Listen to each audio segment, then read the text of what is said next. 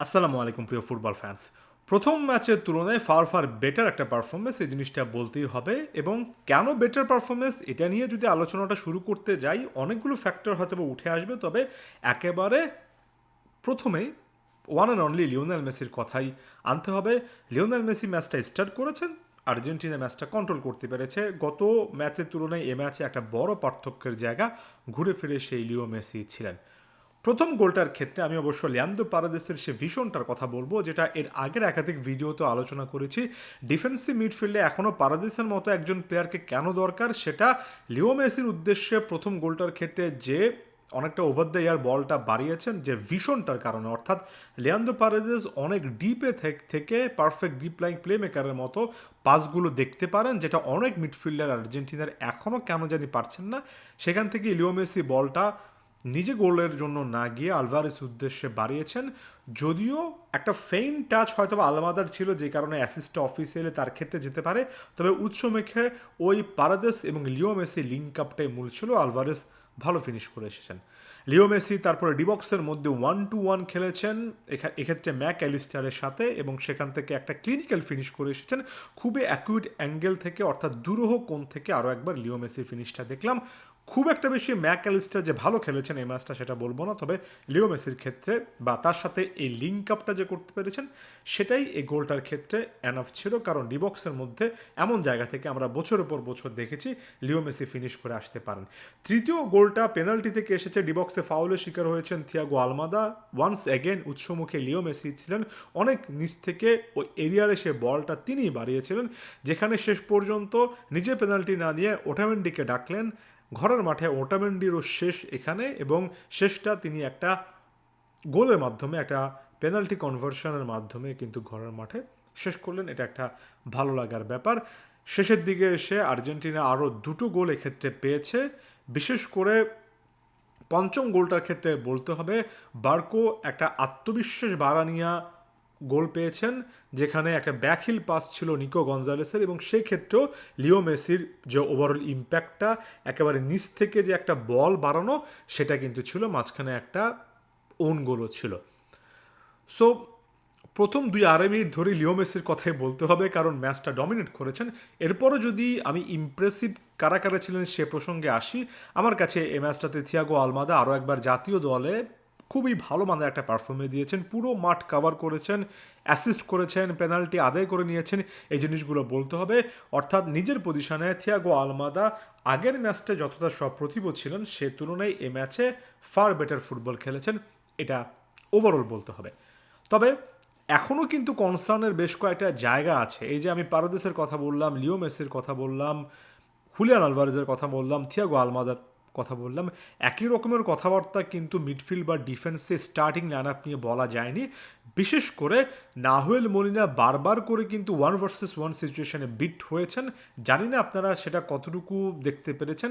যেমন একটা সিচুয়েশনের কথা এই মুহূর্তে মনে পড়ছে, যে 55তম মিনিটের সময় যেখানে অনেকটাই এমি মার্টিনেসকে সেভের মতো করতে হয়েছে, সেখানে একাধিক আর্জেন্টিন ডিফেন্ডার কিন্তু এই র্যাঙ্কিংয়ে এতটুকু পিছিয়ে থাকা জাম্বিয়ান স্ট্রাইকারদের বিপক্ষে বিট হয়েছেন। অর্থাৎ আমি ডিফেন্সে এখনও সলিডিটি যেটাকে বলে সে পারফরমেন্সটা সেভাবে দেখিনি।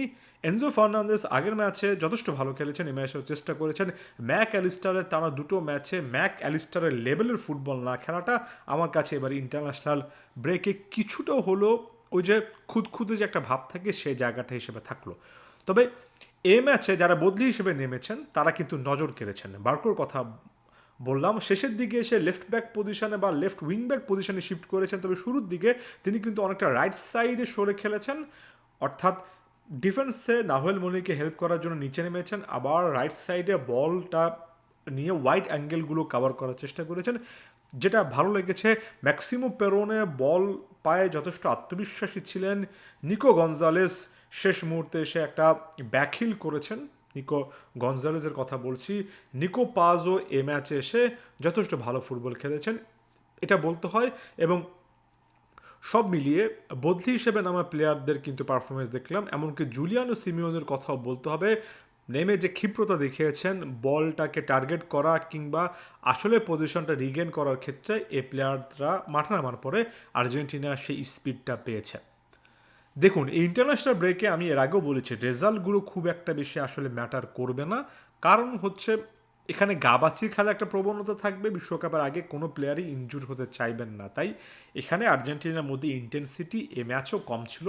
এ ম্যাচও আর্জেন্টিনা অনেক পরিশ্রম করে খেলেনি, এটা মেনে নিচ্ছি। এটা কিন্তু খুব স্বাভাবিক একটা ব্যাপার। তবে একই সঙ্গে এটাও মাথায় রাখতে হবে, এই প্লেয়াররা কিন্তু মাত্র কিছুদিনের ব্যবধানে ক্লাবের জার্সিতে খুবই খুবই ভাইটাল ম্যাচ খেলবেন এবং সেখানে তারা বিশ্বকাপ ভাবনাটা সামনে আনতে পারবেন না। অর্থাৎ যদি আপনার ভাগ্যে লেখা থাকে আপনি যাই করেন না কেন, ওয়াকিন পানিচেলির ক্ষেত্রে যে জিনিসটা হলো কোনো কিছুই আপনাকে ইনজুরি থেকে আটকে রাখতে পারবে না। সেক্ষেত্রে এসে আসলেই জাতীয় দলের জার্সিতে ভালো খেলা দরকার। যেমনটা এই ম্যাচেও লিও মেসি দেখিয়েছেন, 90 মিনিট মাঠে ছিলেন, প্রতিটা সময় চেষ্টা করেছেন। ইনজুরি সংক্রান্ত কনসার্ন থাকবে, সতর্কতার জায়গা থাকবে, তবে একই সঙ্গে নিজেকে যে উজাড় করে দেওয়ার একটা প্রবণতা সেটাও দেখাতে হবে আগের ম্যাচের তুলনায়। এটা মোটামুটি এই জায়গাটায় আর্জেন্টিনা ফার বেটার ছিল। এখন কথা হচ্ছে এবারে ইন্টারন্যাশনাল ব্রেক থেকে আসলে আমরা কি নিতে পারি, অথবা আর্জেন্টিনার জন্য আসলে পজিটিভ জায়গাটা কি এবং সব মিলিয়ে আপডেটটা কি বা কোন জায়গাতে ইমপ্রুভমেন্টের অনেক সুযোগ আছে। প্রথমত, আগের ম্যাচে নিকো পাজের একটা ভালো পারফরমেন্স দেওয়া, এ ম্যাচে থিয়াগো আলমাদার নিজেকে সেই গ্রুপে ফিরে পাওয়া, মাঝখানে ভ্যালেন্তিন বার্কোর মতো প্লেয়ারের আত্মবিশ্বাস বাড়ানিয়া একটা গোল, এনজো ফার্নান্দেজের আগের ম্যাচের পারফরমেন্স, হুলিয়ান আলভারেজের এই ম্যাচে গোল পাওয়া, লিয়ান্দ্রো পারেদেসের ডিপ লাইং প্লে মেকিংয়ের বেশ কয়েকটা মুভমেন্ট দেখানো, এই জিনিসগুলো ছোট ছোট পাওয়া এবং এই জিনিসগুলো আসলে সামনে এগিয়ে নিতে হবে। আমরা এবারে ইন্টারন্যাশনাল ব্রেকে যে দলটা পেয়েছি খুব একটা বেশি এখানে যে পরিবর্তন আসবে সেটা আমার কাছে মনে হয় না। তবে আমি যেটা বলবো ইন্টারন্যাশনাল ব্রেকে এসে যেটা অপরীক্ষিত রয়ে গেছে সেটা হচ্ছে আর্জেন্টিনার ডিফেন্স। আমরা দুটো ম্যাচে দেখেছি, বিশেষ করে প্রথম ম্যাচে, যে কাউন্টার অ্যাটাকে ব্যাকট্র্যাক করতে গেলে আর্জেন্টাইন ডিফেন্স কিন্তু অনেকবার চ্যালেঞ্জের মুখে পড়ছে এবং 1 ভার্সেস 1 সিচুয়েশন হলে আমরা দেখেছি এর আগের ম্যাচে মার্কোস সেনেসি এবং ক্রিস্টিয়ান রোমেরোকেও দেখেছি। এ ম্যাচও কিন্তু আমরা নাহুয়েল মলিনাকে একাধিক সিচুয়েশনে দেখলাম যে আর্জেন্টাইন ডিফেন্ডাররা বেস্ট পারফর্ম করেননি। আমি 22 বিশ্বকাপের ক্ষেত্রে এই জিনিসটা বলি যে 21 কোপা আমেরিকার পরে 22 বিশ্বকাপে এসে আর্জেন্টাইন ডিফেন্ডাররা আমার কাছে মনে হয় না যে সবচেয়ে বেস্ট পারফরমেন্স দিয়েছেন। আমার কাছে মনে হয় যে 22 বিশ্বকাপে আর্জেন্টিনা যে নেদারল্যান্ডসের বিপক্ষে একেবারে জেতা ম্যাচ শেষ মুহূর্তে এমি মার্টিনেজের উপর নির্ভর করে জিতেছে, এমনকি বিশ্বকাপের ফাইনালও একেবারে 70-75 মিনিট ম্যাচটা কন্ট্রোল করে যেভাবে আর্জেন্টিনাকে বেগ পেতে হয়েছে, মাঝখানে অস্ট্রেলিয়ার বিপক্ষে খুবই কঠিন হার্ড ফট একটা ম্যাচ ছিল। এটার পেছনে একটা বড় কারণ আর্জেন্টিনার ডিফেন্স লাইন মাঝে মধ্যে সুইচড অফ হয়ে গিয়েছে, যেটার কিঞ্চিত নিদর্শন এবারের ইন্টারন্যাশনাল ব্রেকও পেলাম। এবারে ইন্টারন্যাশনাল ব্রেকও রাইট ব্যাক পজিশনে যথেষ্ট বিকল্প আসলে আছে কি না, এই মলিনা বল নিয়ে উপরে উঠে যতটুকু সহজাত ব্যাকট্র্যাক করতে পেছনে ফিরে আসছে ততটুকু সহজাত কি না, ডিফেন্সে ক্রিস্টিয়ান রোমেরোর সাথে আসলে কারো জুটি তৈরি হচ্ছে কি না, এমন অনেকগুলো কিন্তু আসলে কনসার্নের জায়গা আছে। এই ইন্টারন্যাশনাল ব্রেক শেষে এখন আমার মনের মধ্যে কিছুটা হলো অপ্রাপ্তি থাকছে, কারণ ডিফেন্স শেষ পর্যন্ত আপনাকে ট্রফি জেতাবে। ডিফেন্স নিয়ে এখনও আমি অনেক কাজ করার জায়গা দেখি। মিডফিল্ডে আর্জেন্টিনার কাছে যথেষ্ট অপশান আছে, যেমন এ ম্যাচে আমরা রড্রিগো ডিপলকে অনেক পরে নামতে দেখেছি। এখানে Enzo Fernandez, Alexis Mac Allister, Rodrigo De Paul, Leandro Paredes, এই চারজন যারা কিনা জাতীয় দলে অনেক বেশি নিয়মিত খেলেন, তারাই শেষ পর্যন্ত তুরুপের তাস হবেন। শেষ মুহূর্তে সে এজেকিয়েল প্যালাসিওস বা আরও একজন দুজন আসতে পারেন। এই ম্যাচে আমরা মিডফিল্ডে ভ্যালেন্তিন বার্কোর অ্যাক্টিভিটিও দেখলাম। তবে আমার কাছে মনে হয় যে মিডফিল্ডে আর্জেন্টিনার যে ইমপ্রুভমেন্টের জায়গা সেটা হচ্ছে একই মিডফিল্ডার কোনো কোনো ম্যাচে দুর্দান্ত লেভেলের ফুটবল খেলেন, হুট করে খুব একটা বেশি খুঁজে পাওয়া যায় না। যেমন এ ম্যাচে লিও মেসির সাথে লিঙ্ক আপ করে ম্যাক অ্যালিস্টার তার যে ওভারঅল অ্যাবিলিটির একটা গ্লিমস দেখিয়েছেন, সে ম্যাক অ্যালিস্টারকে অনেক মোমেন্টে আমি কিন্তু বল লুজ করতে দেখেছি, সেভাবে ইন্টেন্সিটি দেখিনি, সেভাবে আগ্রহটা দেখিনি। একই রকমের কথা কিন্তু পারদেসের ক্ষেত্রে প্রযোজ্য। কোনো কোনো ম্যাচে যখন ভীষণটা দেখান তখন অনেক নিচ থেকে বলগুলো জেনারেট করতে পারেন। শুধুমাত্র আজকে প্রথম গোলটার ক্ষেত্রে নয়, একাধিকবার তিনি কিন্তু অফসাইড ট্র্যাপ ভেঙে অনেকটাই দূরপাল্লার শট বা লবের ক্ষেত্রে বা এরিয়াল পাসের ক্ষেত্রে সতীর্থকে খুঁজে পেয়েছেন। তবে অনেক ম্যাচে এই জিনিসগুলো কিন্তু তার কাছ থেকে মিসিং দেখা যায়। ম্যাক্সিমাম পেরোনে কি আসলে একটা বিকল্প অপশন হবেন কিনা সেটা নিয়েও আমরা কিন্তু ফাইনাল কনক্লুশন আসতে পারলাম না। আমরা নিকো পাজের মতো একজন প্লেয়ারকে দেখছি, থিয়াগো আলমাদার মতো একজন প্লেয়ারকে দেখছি, মোটা দাগে বলা যায় যে ফাইনাল থার্ডে ক্রিয়েটিভিটির জায়গা থেকে লিওনেল মেসির পাশে ওই যে ডিমারিয়া রোলটা প্লে করার মতো আরও একজন ক্রিয়েটিভ প্লেয়ার দরকার, সেটা শেষ পর্যন্ত এবারের বিশ্বকাপে আলমাদা কিংবা নিকো পাস তারাই হবেন। তবে দুই ফ্ল্যাঙ্কে এখন আমরা খালি জায়গা দেখি, আমরা রাইট উইং এবং লেফট উইং ধরে আর্জেন্টিনার 1 ভার্সেস 1 সিচুয়েশন তৈরি করে অ্যাটাক করার প্রবণতা দেখি না।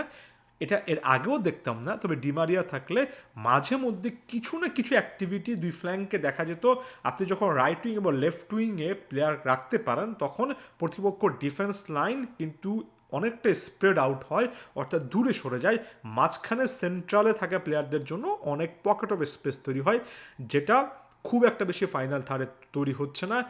Nico Paz, Lionel Messi, Thiago Almada, Julian Alvarez সকল প্লেয়ার কিন্তু ডিবক্সের আশেপাশে একটা ন্যারো স্পেসে, রাইট হাফ স্পেস থেকে লেফট হাফ স্পেস এমন জায়গার মধ্যে আটকে পড়ে যাচ্ছেন। ওয়াইড স্পেসে বল নিয়ে ঢুকতে পারেন এমন প্লেয়ার কিন্তু খুব একটা বেশি আমরা দেখছি না, এবং এমন প্লেয়ার জুলিয়ানো সিমিওনে বা নিকো গঞ্জালেস তারা নন। নিকো গঞ্জালেসকে তো শুরুর দিকে আমরা দেখলাম লেফট ব্যাক পজিশনে খেলো না, এটা একটা ভালো স্ট্র্যাটেজি হতে পারে যে ত্যাগলিফিকোর সাথে নিকো গঞ্জালেসের একটা কম্বিনেশন তৈরি করা।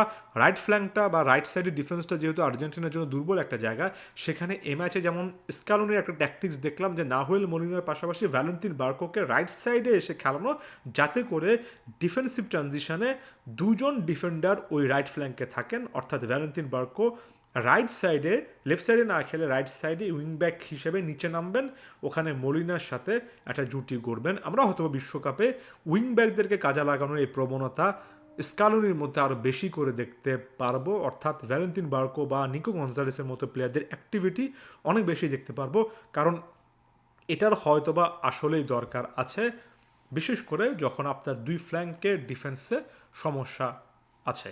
এটা একটা গিভেন ব্যাপার। আমি চেষ্টা করছি সেন্টার ব্যাক ডুও দিয়ে, আমি অনেক বেশি করে চাচ্ছিলাম যে বিশ্বকাপের আগে ক্রিস্টিয়ান রোমেলো এবং লিজান্দ্রো মার্টিনেজ যাতে করে তাদের একেবারে ভেরি বেস্ট ফর্মে থাকেন। সে ফর্মটা কিন্তু আমরা দেখার সুযোগে পাইনি। লিজান্দ্রো মার্টিনেজ মাঠের বাইরে আছেন। লিজান্দ্রো মার্টিনেজ না থাকলে অবশ্যই নিকোলাস ওটামেন্ডি এই মুহূর্তের বিবেচনায় ফার্স্ট চয়েস হতে পারেন না।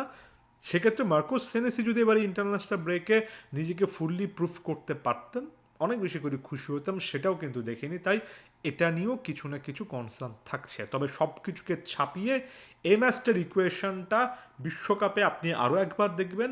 আরও একটা বিশ্বকাপ দিন শেষে লিওনেল স্কালোনির টিম আর্জেন্টিনা ওই লিও মেসির উপর নির্ভর করেই যাবে, এবং লিও মেসিকে কেন্দ্র করেই আসলে প্ল্যানটা সাজানো হবে। হয়তো বিশ্বকাপ আস্তে আস্তে আমরা আরও হাই টেম্পোর, আরও অনেক সহজাত আর্জেন্টিনার ফুটবল ম্যাচ দেখব।